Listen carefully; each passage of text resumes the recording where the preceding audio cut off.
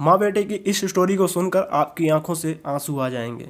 तो लास्ट तक सुनिएगा इस स्टोरी को, बिकॉज ये स्टोरी काफ़ी ज़्यादा अच्छी है। सो चलिए वीडियो को स्टार्ट करते हैं। विमल बहुत परेशान था। उसे समझ नहीं आ रहा था कि वो इस परिस्थिति से कैसे निपटे। वो अपनी माँ को बहुत चाहता था, किंतु उसकी पत्नी और बच्चे उसकी माँ से दूर भागते थे, क्योंकि उसकी माँ की एक आँख ही नहीं थी। साथ ही उसकी कमर भी 90 अंश पर झुकी हुई थी। वैसे वह अपना काम सब खुद कर लेती है, किंतु फिर भी वो उसकी पत्नी और बच्चों के लिए हमेशा खटकती है। दादी, आप ऊपर के कमरे में जाओ, मेरे दोस्त आ रहे हैं, विमल के बेटे अखिल ने बड़े बेरुखी से कहा।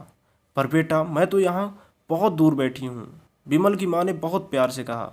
नहीं, आप उनके सामने मत रहो, वो मुझे चिढ़ाते हैं, अखिल ने जोर से डांटते हुए बोला। क्या हुआ अखिल, क्यों चिल्ला रहे हो? विमल की पत्नी कामिनी ने किचन से ही आवाज़ लगाई। देखो ना माँ, ये दादी यहीं ड्राइंग रूम में बैठी हैं और मेरे दोस्त आ रहे हैं, अखिल ने शिकायत भरे लहजे में कहा। माँ जी, आप ऊपर चली जाओ, क्यों हम लोगों को लजवाती हो? कामिनी ने बेटे का पक्ष लेते हुए कहा। बेचारी सरस्वती चुपचाप उठकर जीने के सहारे ऊपर जाने लगी। कमर झुकी होने के कारण उन्हें ऊपर चढ़ने में बहुत परेशानी हो रही थी, किंतु वो पूरी ताकत से ऊपर एक अकेले कोने वाले कमरे में जाकर बैठ गईं। विमल बाजू के कमरे से सब सुन रहा था। उसे कष्ट हो रहा था कि उसकी माँ को अपमानित होना पड़ रहा है, किंतु वो असहाय था। अगर वो कुछ कहता है तो पत्नी और बच्चे उसका विरोध करने लगते हैं। दूसरे उनके तर्क भी सही लगते हैं। अब क्योंकि वो एक प्रशासनिक अधिकारी था, उसका सामाजिक स्तर बहुत ऊंचा था, उसकी ससुराल की भी उच्च घराने की थी। इसी तरह वह चुपचाप हर दिन अपनी माँ को अपमानित होते देखता रहता था। रात को विमल की पत्नी ने कहा, देखो जी, अब कुछ करो। कल कलेक्टर साहब की पत्नी आई थी। माँ जी अपनी देसी धुन धारा में उनसे मिली। मुझे बहुत शर्म आ रही थी, बताते हुए कि ये मेरी सास हैं। मैंने कह दिया कि ये दूर की रिश्तेदार हैं, इलाज कराने आई हैं। विमल को रोना आ गया, किंतु फिर भी वह चुप रहा। उसे समझ में नहीं आ रहा था कि वो क्या करे। अपने बेटे की मन स्थिति को सरस्वती अच्छे से जानती थी और बेटे को कोई कष्ट ना हो, इसीलिए वो हर बात को चुपचाप सह लेती थी। विमल बहुत उदास रहने लगा। एक तरफ परिवार और सामाजिक स्तर पर जीने की प्रतिबद्धता थी, तो दूसरी ओर माँ। आखिर माँ से बेटे की यह हालत देखी नहीं गई और एक दिन उसने अपने बेटे से कहा, विमल, बहुत दिन हो गए हैं, मैं अपने गांव जाना चाहती हूँ, मुझे वहाँ पहुँचा दो, यहाँ मेरा मन नहीं लग रहा है। किंतु माँ, वहाँ तो कोई नहीं है, तुम्हारी देखभाल कौन करेगा? विमल ने आश्चर्य से पूछा। अरे सब गांव वाले तो हैं, और तुम्हारे मामा जी तो उसी गांव में रहते हैं, फिर हम सारी व्यवस्थाएं कर आएंगे ना।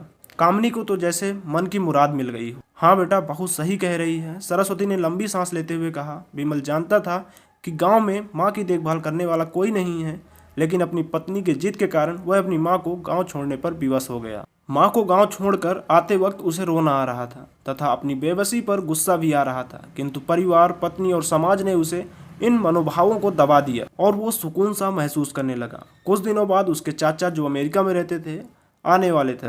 जब विमल बहुत छोटा था, उसके पिता जीवित थे, तब वो भारत आए थे और उसके बाद वो भारत आने वाले थे। पूरा परिवार, आस पड़ोस बहुत उत्साहित था। अमेरिका से विमल के डॉक्टर चाचा आ रहे थे। डॉक्टर रमेश ने जैसे ही घर में कदम रखा, सब ने मिलकर बहुत उत्साह से उनका स्वागत किया। क्यों विमल, भाभी नहीं दिख रही, कहाँ हैं?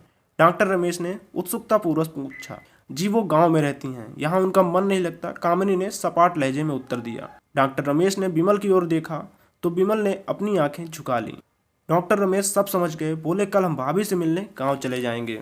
दूसरे दिन सभी लोग गांव के घर में पहुंचे। देखा कि सरस्वती को बहुत तेज बुखार है और वो पलंग पर असहाय पड़ी है। डॉक्टर रमेश दौड़कर सरस्वती के पास गए, उनके पैर छूकर रोने लगे। सरस्वती की ये हालत उनकी कल्पना से परे थी। वाह बेटा विमल, तूने तो नाम उजागर कर दिया। अपनी माँ की ये हालत देखकर तुझे तो शर्म भी नहीं आ रही होगी, डॉक्टर रमेश ने विमल को लगभग डांटते हुए कहा।